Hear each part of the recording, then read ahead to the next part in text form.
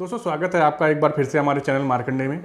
और आज जिस टॉपिक के ऊपर हम बात करने वाले हैं, जो डिस्कस करने वाले हैं आप लोगों के साथ में, उसका नाम है अग्निवीर, जिसके बारे में आप लोग आजकल काफ़ी सुन रहे होंगे न्यूज़ में या अपने आसपास चारों तरफ।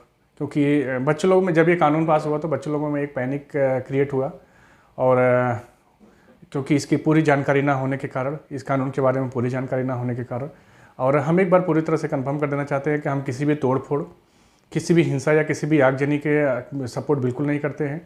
हमारा विरोध, जो हमारा विरोध जताने का तरीका है वो संवैधानिक तरीके से होना चाहिए, क्योंकि हमारा संविधान जो हमें अधिकार दिया है धरना प्रदर्शन करने या अपनी आवाज़ को उठाने के लिए, या हमें किसी भी, जो भी हमारे ऊपर कोई भी तकलीफ होती है, हम किसी भी सरकार के किसी भी योजना से अगर हम प्रभावी, हमें वो पसंद नहीं आती है तो हम उसके खिलाफ कोर्ट में जा सकते हैं या संवैधानिक तरीके से हम अपना विरोध जता सकते हैं। लेकिन हम एक लोकतांत्रिक देश में रहते हैं दोस्तों, और विरोध जताना या टोका टाकी करना हमारा संवैधानिक अधिकार है। यही हमारे संविधान की खूबसूरती है। दूसरी बात क्या है कि अगर चाहे भले प्रधानमंत्री जी ने आज एक पास कर दिया भाइयों बहनों बोल के, और डायरेक्टली पास कर दिया है, तो ये लकीर की फ़कीर नहीं है।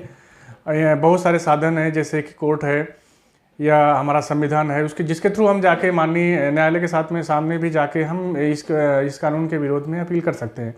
तोड़फोड़ करना और आगजनी करना, ट्रेन चलाना, ये हमारा विकल्प नहीं है और होना भी नहीं चाहिए। संवैधानिक तरीके से विरोध करना, यही हमारे संविधान की खूबसूरती है। दूसरी बात क्या है कि सरकार को भी सोचना चाहिए कि कोई भी कानून पास करने से पहले एक पायलट प्रोजेक्ट या कुछ भी चालू करके इसका ट्रायल बेसिस पे चालू किया जा सकता था, और डायरेक्ट ऐसा पास नहीं करना चाहिए था। और अभी जैसे कि बच्चों में एक पैनिक क्रिएट हुआ है, कोई भी बच्चा, और विपक्ष भी या जो भी है, अफवाह रूमर्स काफ़ी सारा फैल चुका है, और जिसकी वजह से काफ़ी सारा बवाल मचा हुआ है। तो सरकार को भी पहले तो ये कानून के बारे में, जो भी आप लाए हो, पहले कानून के बारे में बच्चों या उनके लोगों को बहुत जागरूक करना चाहिए, उसके फ़ायदे बताना चाहिए। और जैसे कि पिछली बार भी हुआ, आपने काफ़ी कुछ सकारात्मक जैसे कानून बनाया, जैसे नोटबंदी या ऐसा कुछ भी हुआ था, जिसने पब्लिक को भी समझ में आया। तो पब्लिक ने भी, नहीं है कि ये कानून सिर्फ हमारे देश में लागू हुआ है। टूर ऑफ ड्यूटी काफ़ी सारे देशों में, जैसे इजराइल है, चाइना है, रसिया है, और ब्रिटेन है, काफ़ी सारे देशों में है। कहीं पे जब मतलब एक कंपलसरी है, कहीं पे एक स्वेच्छा से लोग ज्वाइन करने के, मतलब जो एक कानून है। लेकिन वहाँ उन देशों का भौगोलिक स्थिति अलग है, वहाँ का रहन सहन अलग है, वहाँ की लाइफ स्टाइल अलग है। और ऐसा कुछ नहीं है कि हमारे देश के लोग नहीं समझते हैं। अगर आप सरकार को कोई भी कानून लाने से पहले एक बार उसका जो है लोगों में उसके प्रति जागरूकता पैदा करनी चाहिए, लोगों को बताना चाहिए, उसके फ़ायदे बताना चाहिए, उसके सरकार को भी थोड़ा एक बीच का रास्ता निकालना चाहिए। क्योंकि बच्चे बहुत मेहनत करते हैं, बहुत एक उम्मीद रहती है बच्चों के मन में, और ऐसा नहीं है कि एकदम अकड़ के या हिटलर साई की जैसा नहीं है, या लोकतंत्र है, लोकतांत्रिक तरीके से सरकार को भी थोड़ा ये कुछ बीच का रास्ता निकलना चाहिए, ताकि जो बच्चे, अभी ऐसा नहीं है कि आप वैकेंसी निकालोगे तो बच्चे उसमें जाएंगे नहीं, बच्चे तो भी जाएंगे, क्योंकि बच्चे इतना तैयारी कर रहे हैं, इतने दिन से मेहनत कर रहे हैं, और ऐसा नहीं है कि नहीं जाएंगे। दूसरा क्या है कि बच्चे तब भी जाएंगे, लेकिन प्रॉब्लम क्या है कि उनके मन में एक टीस रहेगा कि सरकार ने हमारी सुनी। वो टीस लेके सेना में नहीं जाना चाहिए। उनके साथ में, आपके साथ काफ़ी सारा तंत्र है, काफ़ी सारा आपके पास सोर्स है, जिसके माध्यम से ये कानून के बारे में बच्चों को बताना चाहिए। और अगर ऐसा नहीं है तो थोड़ा एक बीच का कुछ तो रास्ता निकालना चाहिए सरकार को। दूसरा क्या है कि हमने परसों भी एक प्रधानमंत्री जी के भाषण में एक रिफॉर्म, उन्होंने एक शब्द यूज किया था, रिफॉर्म, कि ये जो कोई भी, जब एक बार कोई भी रिफॉर्म होता है या कोई भी बदलाव आता है, तो उसमें शुरुआत में हमें प्रॉब्लम होता है, लेकिन आगे जाके वही हमें अच्छा लगता है। ये बात से हम भी सहमत हैं। लेकिन क्योंकि क्या हुआ था कि जब अमेरिका में औद्योगिक क्रांति हो गया, वहाँ पे आदमी की जगह पे मशीनों को लाया जाने लगा, तो जो वर्कर्स थे, एम्प्लॉय थे, उनको लगा कि अब हमारा जॉब चला जाएगा, या हमारी जगह ये मशीनें ले लेंगी, तो हमें भूखमरी या ऐसा कुछ देखना पड़ेगा। तो इसलिए उसका विरोध हुआ था। और हमारे देश में जब रेल नेटवर्क अंग्रेजों ने लाया तो उसका भी विरोध हुआ था। ऐसा नहीं है बाद में उसके दूरगामी परिणाम हुए, अच्छे निकले। आज कौन नहीं चाहता है कि हमारे देश में रेलवे रहे, अभी तो हर कोई सोचता है हमारे देश में रेलवे नहीं बुलेट ट्रेन आए।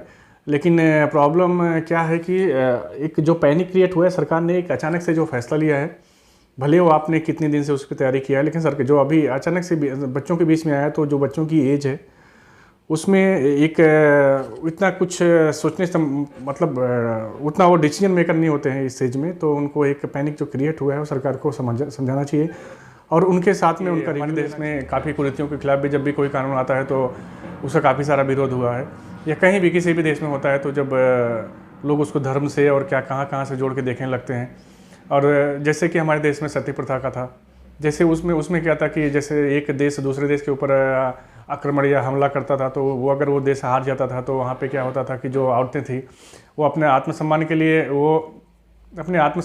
वो सती हो जाती थी। वहाँ पे कुछ ऐसा कुंड वगैरह होता था जहाँ पे वो लोग कूद जाते थे, ऐसा कुछ वो एक होता था। लेकिन बाद में उसका मिसयूज कहाँ पे होने लगा कि जब भी नॉर्मल कंडीशन में भी अगर किसी की मृत्यु होती थी तो उस कंडीशन में भी उनकी जो धर्मपत्नी थी उनको चिता में डाल दिया जाता था। कोई मर्जी से आती थी या कोई ज़बरदस्ती किसी को डाल दिया जाता था। मर्जी से क्या था, सब ज़बरदस्ती डालती, जैसा कौन अपने मेयार मन से सती होना चाहेगा, या होता रहेगा कोई इतना नहीं पता है हम। लेकिन जब 1829 में ये कानून बनाया गया, राजा राम मोहन राय और लॉर्ड विलियम वेटिंग वगैरह काफ़ी लोग हुए, तो ये जब ये कानून बनाया गया तो उस समय भी हमारे देश में काफ़ी विरोध हुआ था।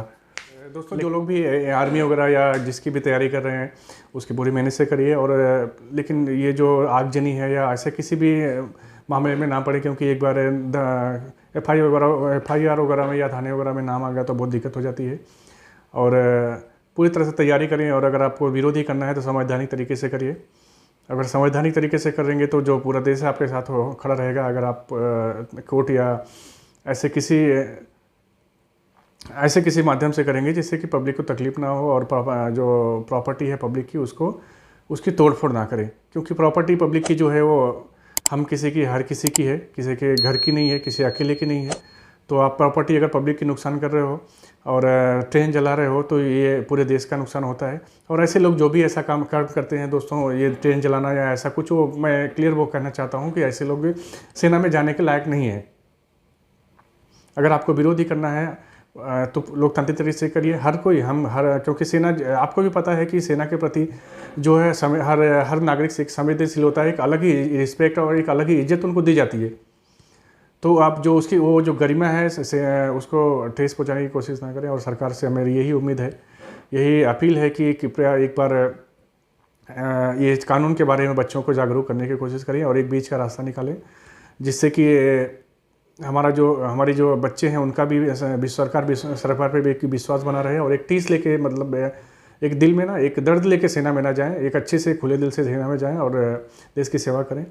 तो दोस्तों अभी वीडियो का अंत करते हैं, और अगर आपके मन में हमारी पिछली वीडियो या इस वीडियो से संबंधित कोई भी सुझाव है, या आप कुछ इस वीडियो के माध्यम से या हमारे चैनल के माध्यम से कुछ भी बात रखना चाहते हैं तो हमारे कमेंट बॉक्स में आप कमेंट कर सकते हैं। तो मिलते हैं अगली वीडियो में नए टॉपिक के साथ। नमस्कार, सत श्री अकाल, सलाम वालेकुम, शादिक शुभेच्छा दोस्तों।